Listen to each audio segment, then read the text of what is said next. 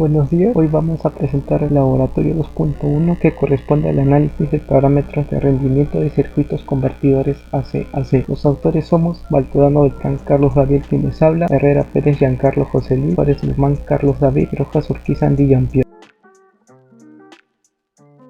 La base teórica de un convertidor AC/AC es que si un tiristor se conecta entre el voltaje alterno y la carga, es posible controlar el flujo de potencia variando el valor eficaz del voltaje aplicado a la carga. Este es el principio de los convertidores AC/AC, a diferencia por ejemplo de un transformador en el cual no puedes controlar el voltaje, pues ya tiene un valor fijo. Esto gracias a los tiristores se puede controlar.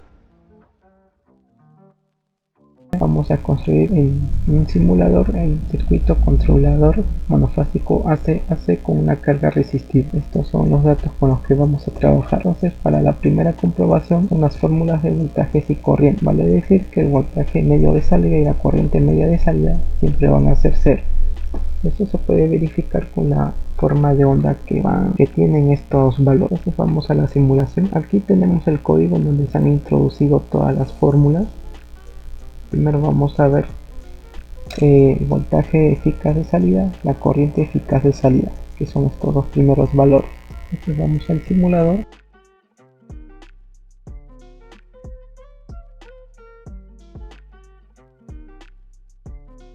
Tenemos aquí 197,29 comparado con 197,32, en la cual da una buena aproximación. Y aquí tenemos 8,96 con 8,96, 97. Aquí su corriente media es prácticamente cero, corriente media de salida y también el voltaje medio de salida. Esto es lógico ya que tenemos una onda positiva, o bueno, una onda recortada y otra onda recortada pero negativa. Entonces es lógico que estos valores sean cero. Entonces vamos a comprobar los siguientes valores. Ahora vamos a hacer las comprobaciones en el tiristor, tanto de la corriente media como el eficaz. Entonces lo obtenido, introduciendo la fórmula en el código, y lo vamos a comparar, vamos a medir estos dos valores.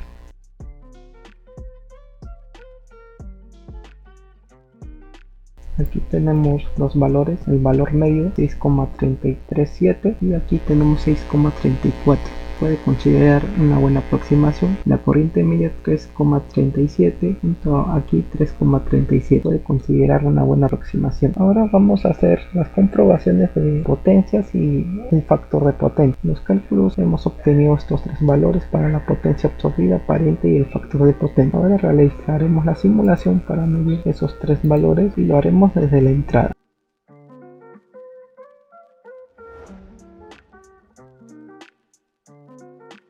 Y aquí tenemos los tres valores que queríamos hallar. La potencia absorbida 1769,3 comparado con 1769,897. Tenemos la potencia aparente 1972,85 con 1973,264 y tenemos el factor de potencia que es 0,89 y aquí también 0,89. Entonces se puede considerar una buena aproximación. Y bueno, este es el cuadro de todos los resultados obtenidos, donde se puede manifestar que hay una buena aproximación entre los que entregan los cálculos analíticos, los cuales fueron introducidos en código, y los que nos entrega la simulación en software PC. Para el test de comprobación vamos a determinar la distorsión armónica total de la corriente de salida mediante un proceso analítico usando la gráfica presentada, para lo cual nos ayudaremos de las siguientes expresiones que pueden ser calculadas gracias a los valores iniciales de los componentes, salvo el valor de K, que viene a ser la relación de la corriente RMSN sobre la corriente RMS base. Entonces, para calcular este valor nos dirigimos a la gráfica de los armónicos de la corriente y con un ángulo de disparo de 60 grados y el n igual a 1 calculamos el valor de K. Realizando una calibración obtenemos que la relación entre la corriente RMS1 y la corriente RMS base denominada K es igual a 0.8389. Entonces en el Colab podemos ingresar los valores iniciales de los componentes dados y las fórmulas las expresamos mediante código. Asimismo añadimos el valor de K y obtenemos una distorsión armónica total igual a 0.3783. Ahora, para responder la segunda actividad del test de comprobación, nos dirigimos hacia el software PSIM y calculamos el valor de TDH mediante simulación. Colocamos la frecuencia 60 Hz obteniendo un valor de 0.3777. Entonces, con los dos resultados obtenidos, tanto analíticamente mediante la gráfica y con la simulación, podemos calcular el error respecto a la gráfica, obteniendo un error absoluto de 0.000652, un error relativo de 0.0017 y un error relativo porcentual de 0.1726.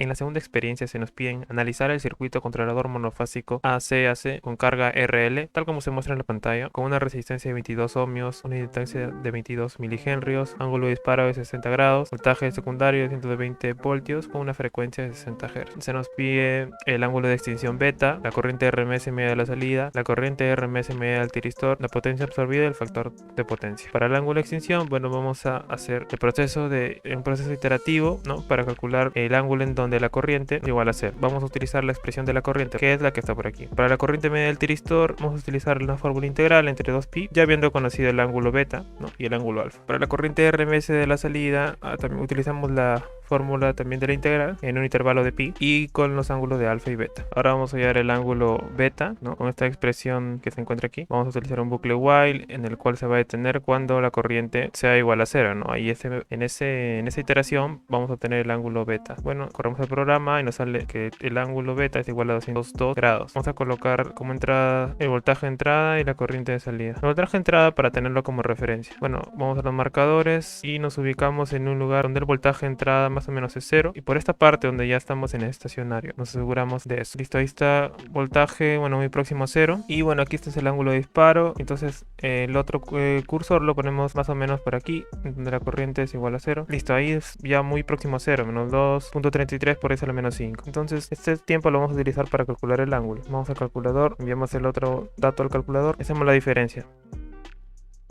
Esto lo vamos a multiplicar por la frecuencia angular expresada en grados por 360 por 60 Hz. Nos sale un ángulo de 203.9, ¿no? Hay un pequeño error, ¿no? Porque aquí lo he calibrado manualmente. Pero bueno, muy próximo a lo que tenemos aquí. Ahora vamos a calcular la corriente RMS y media de la salida. Para la corriente RMS he utilizado la expresión de la corriente, ¿no? Integrada entre alfa y beta. Y la corriente media de la salida es igual a 0, porque es simétrica, ¿no? Respecto al eje del tiempo. Tenemos una corriente RMS de 8.04 amperios y una corriente media de 0. Ahora vamos al simulador. Colocamos corriente de salida. THD ajustamos 60 y tenemos una corriente RMS de 8.04 y una corriente media de, bueno, casi 0, ¿no? Así como tenemos aquí en el Python.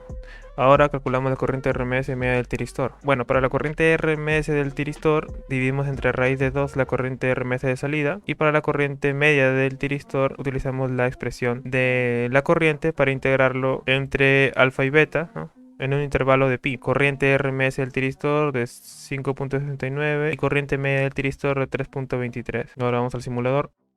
Colocamos corriente del tiristor, THD 60. Tenemos que la corriente RMS es 5.68 y la corriente media de 3.23. No, muy próximo a esto. 5.68, corriente media 5.23. Ahora la potencia absorbida y factor de potencia. Bueno, la potencia absorbida por la carga va a ser corriente RMS cuadrado por resistencia, y para calcular el factor de potencia necesitamos la potencia total de la fuente, que sería corriente de la fuente por voltaje de la fuente. Y tenemos entonces la potencia absorbida de 1423.43 y un factor de potencia de 0.80. En el simulador colocamos como entrada corriente de entrada y voltaje de entrada. Bueno, aquí coloco corriente de salida porque es idéntica a la corriente de entrada, pero en sí sería voltaje de entrada y corriente de entrada. THD 60 y tenemos la potencia absorbida de 1420 y un factor de potencia de 0.80. No hay una pequeña variación en la potencia absorbida de 3 watts, y el factor de potencia sí nos sale muy parecido, 0.80. Entonces los resultados de la segunda experiencia son los siguientes. Test de comprobación para esta segunda experiencia. De acuerdo al instructivo tenemos 3 ítems. Vamos a comenzar hablando acerca del primero, que se nos pide verificar mediante simulación qué es lo que sucede si el ángulo de extinción beta alcanza el ángulo del disparo alfa del siguiente semiciclo. Hay que recordar entonces que nuestro ángulo de extinción beta es igual a 202, es lo que hemos obtenido y también se ha explicado, y nuestros datos de experiencia es lo que he mostrado en este pequeño cuadro. Aquí hay que entender un punto fundamental. Para que este ángulo de extinción alcance del siguiente semiciclo de ángulo de disparo, estamos hablando de un alfa más pi, que en grados vendría a ser 240.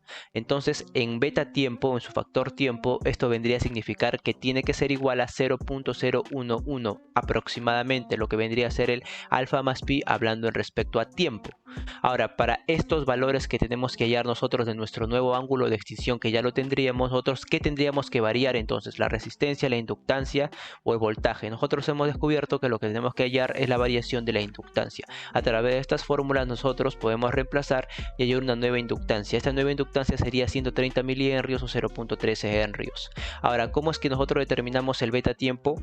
Pues muy sencillo, ¿no? Esto, como se explicó, podemos hacerlo de la siguiente forma. Podemos hallar el alfa t, que básicamente sería igual a ¿qué? Al alfa ren radianes por 0.083, que es el pi tiempo entre pi.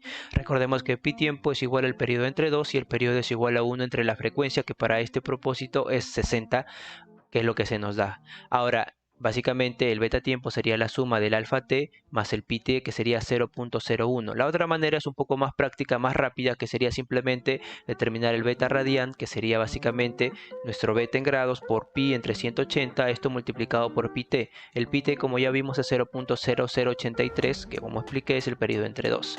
Y aquí tendríamos de frente el beta tiempo, que sería 0.011. De ambas formas obtenemos el mismo resultado, y con nuestro beta t de 0.011 representando los 240 y nuestro L de 130 milihenrios o 0.13, lo que vamos a hacer es dirigirnos a nuestro Colab y nuestra simulación.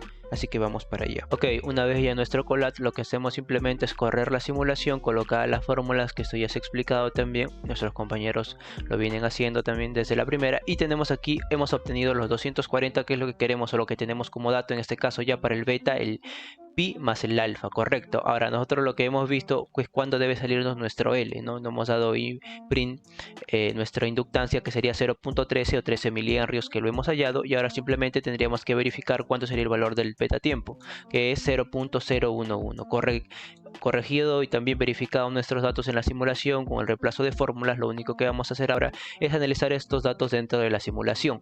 Dentro de la simulación hay que recordar cómo es el comportamiento de la onda, entonces para eso vamos a simplemente simular y vamos a observar que ese es el comportamiento natural que tiene la onda con los valores propuestos. Lo que vamos a hacer nosotros, y verificando también nuestra tabla que se nos ha proporcionado en la teoría, lo que vamos a hacer ahora es simplemente colocar el nuevo dato de la inductancia, que ya no sería 22 sino 130 milihenrios, correcto.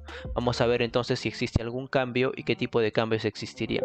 Para tener una mejor apreciación, lo que hacemos es simular tanto el voltaje como la intensidad y el V sub I, para poder más o menos analizar todo el patrón de las ondas, no tanto el voltaje como la intensidad. Aquí lo que vamos a hacer es, vamos a buscar uno de los puntos más prácticos, ¿no? Correcto, vamos a darle un THD de 60.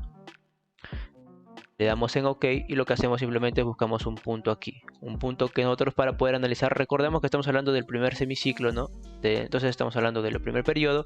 Y aquí lo que tenemos que buscar, vamos a dar un poco más para que se pueda observar. Vamos a darle un poco más el zoom también para que se pueda apreciar. Nosotros tenemos que hallar aquí más o menos el beta t, ¿no? El beta t que nos salió 0.01, para ver mediante la simulación si todo esto es correcto. Y más o menos analizar el comportamiento de la onda. Nosotros podemos observar aquí, por ejemplo, ¿no? Que nuestro nuevo t es aquí. Vamos esto a mandar a la calculadora y nuestro beta t, ¿cuánto es igual? Lo podemos apreciar, lo tenemos 0.011. Ya hemos verificado entonces que estos datos son correctos, nuestro beta t. Ahora nada más quedaría para poder nosotros ver cómo se comporta la onda. Entonces para eso es mejor solo simular lo que vendría a ser la intensidad. Entonces solo simulamos la intensidad, podemos observar que evidentemente cambia la forma, ¿no? Nosotros hemos mostrado, porque ya lo que está haciendo aquí es que el beta está alcanzando ya el semiciclo, que sería el pi más el alfa, y de esta forma es lo que podemos observar aquí el comportamiento de la intensidad, ¿no? Es tal y como se observa. Ahora lo que vamos a hacer es hablar acerca del ítem 2. Ok, para este ítem 2 se nos pide verificar mediante simulación qué sucede si el ángulo de extinción supera el ángulo de disparo del siguiente semiciclo. Habíamos dado nuestros valores ya obtenidos, nuestros resultados y los datos de la experiencia. Ahora vamos a analizar el ángulo de disparo del siguiente semiciclo. Habíamos determinado que esto era un alfa más pi de 240 grados, pero para este caso nuestro beta 1 tiene que ser mayor, ¿no? O tiene que superar este ángulo, correcto. Eso significa que nuestro beta t tiene que superar el beta tiempo al 0.011, correcto. ¿Qué valor de la inductancia, que ya hemos determinado qué es lo que se debe variar, debería suceder? hacemos lo mismo en las fórmulas y lo que hacemos es, de forma práctica, aumentamos un solo valor. De 240 sería 241 y esto se ocurre cuando la inductancia toma un valor mayor a 134 milihenrios. A partir de allí lo que va a suceder es que nuestro nuevo beta o nuestro ángulo de extinción va a superar el ángulo del disparo del siguiente semiciclo a través de estos valores nuevos para la inductancia. Vamos a corroborar esto en nuestro Colab. Ya una vez en nuestro Colab, lo que vamos a hacer es, se puede observar fácilmente, es la corroboración que nosotros necesitamos un mínimo de que sea mayor a 240, sería por ejemplo 241, y que nuestra nueva inductancia tiene que tener un valor de 134 milihenrios. Y corroboramos también que nuestro beta T es muy similar al anterior, que es 0.011. Con esto ya hemos verificado nuestros datos y nuestros resultados, pero esto no quiere decir que sean los únicos valores, sino que a partir de aquí en adelante es cuando ya va a sobrepasar. Vamos a ver en la simulación qué efecto drástico tiene esto, teniendo en cuenta que estamos variando recién un mínimo. Sería 134 el nuevo valor, entonces sí tiene algún efecto significativo. Vamos a ver la corriente por sí sola. La corriente por sí sola, lo que se puede aquí apreciar es que no tiene un cambio significativo, es muy similar al anterior, y esto es porque lo que ha hecho ha sido una superación, sí es cierto, pero ha sido una superación por el mínimo, no recién por un grado, entonces no es que tampoco vaya a variar mucho. Vamos a ver de forma completa también ahora, como lo habíamos visto en el caso anterior, B sub 0, B sub I y sub 0, para poder hacer la corroboración del beta T, que era 0.011, ¿no? Entonces para esto ya conocemos el procedimiento, lo que vamos a hacer es simplemente aquí colocar un tanto el número 60, ¿no? Que es la frecuencia, y lo que vamos a hacer acá simplemente ya es ir a seleccionar el intervalo correcto. En el procedimiento vamos a dar un poco de zoom para que se pueda apreciar. Una vez con el zoom aquí, vamos a mover acá manualmente y vamos a tratar de obtener lo que es el valor, ¿no? A ver si es que nos da. Recordemos que era 0.01 y le damos enter y efectivamente nuestro beta T es 0.011. Corregido esto y verificado también a través de la simulación, nos quedaría simplemente ya apreciar lo que es el comportamiento neto de la onda. Como ya lo habíamos visto y como ya lo habíamos mostrado, no tiene cambios significativos. Ahora la pregunta sería, ¿en algún punto empieza a tener cambios significativos cuando hacemos más grande la inductancia? Cuando esto de alcanzar el semiciclo se hace una ventaja mucho más larga, toma una ventaja más larga. La verdad es que sí. Por ejemplo, hemos estado probando nuestro grupo y nos hemos dado cuenta o nos hemos percatado, por ejemplo, este cambio, ¿no? Que vendría a ser un comportamiento distinto. Hemos visto el cambio de la onda y hemos visto que en el tiempo donde es cero, supuestamente, ¿no? O sea, donde está estático, donde se extingue, donde la alcanza, vemos que empieza a cambiar un poco la onda y un comportamiento distinto. Lo que aquí implicaría básicamente, o lo que está sucediendo, ¿no? Es que ya no solo lo ha alcanzado, sino que lo está superando, ¿no? Básicamente este ángulo de extinción está superando el ángulo de disparo, lo que está haciendo, obligando a que la corriente sea cero. Y es más, si podemos ahí observar, es que prácticamente la corriente está en milésimas muy cercano a cero, no ronda en ese intervalo, es muy pequeña. Entonces ya con esto analizado, dado y obtenido con nuestros datos que tenemos, vamos a colocar los datos que nos hemos tenido, pasamos a resolver la última pregunta. Teniendo en cuenta que siempre que se desea una porción de señal en cada semiciclo, ¿cómo se puede corregir el comportamiento revisado en el punto anterior? Nosotros podemos observar que la forma más idónea de hacer esto es a través de la variación de la inductancia. Esto significa que mientras más reduzcamos la inductancia o más pequeña sea, pues mejor va a ser el comportamiento del ángulo de extinción respecto al ángulo del disparo, y mientras más lo elevemos o más alto sea, este comportamiento va a ser distinto y va a tener un comportamiento distinto en las corrientes, haciendo que no cumpla con lo dicho o lo escrito en la teoría o lo dictado en la teoría dada, ¿no? El comportamiento normal o usual para la corriente, en este caso para los ángulos de extinción, el ángulo de disparo de la corriente. Ahora, para dar una forma más detallada, también podemos hablar respecto a la carga resistiva y al voltaje y la frecuencia, que son otros datos que podríamos variar. Sin embargo, no es lo más indicado, pero tampoco se podría descartar. Esto lo podemos verificar un poco más con la teoría del libro, ¿no? Porque en el libro podemos observar nosotros que el ángulo de extinción se define como el ángulo para cual la corriente se hace nula, y el beta está relacionado respecto al tiempo y también al W, que esto lo podemos encontrar claramente en la intensidad. Y dentro de la intensidad lo que se hace es básicamente, esto funciona con los circuitos con las cargas RL, precisamente, no se hace de una forma más notoria el estudio para el ángulo de disparo y ángulo de extinción. Entonces podemos observar o deducir nosotros que a través de la inductancia es donde nosotros podemos apreciar o darnos cuenta y hacer los cambios o modificaciones para poder nosotros tener el comportamiento deseado, ¿no? Y mientras más pequeños sean, pues mejor se va a comportar. Podemos también, como dijimos, la voltaje y la carga resistiva, pero digamos que no sería lo más adecuado. Esto sería nuestro laboratorio, la finalización con el test de experiencia. Muchas gracias.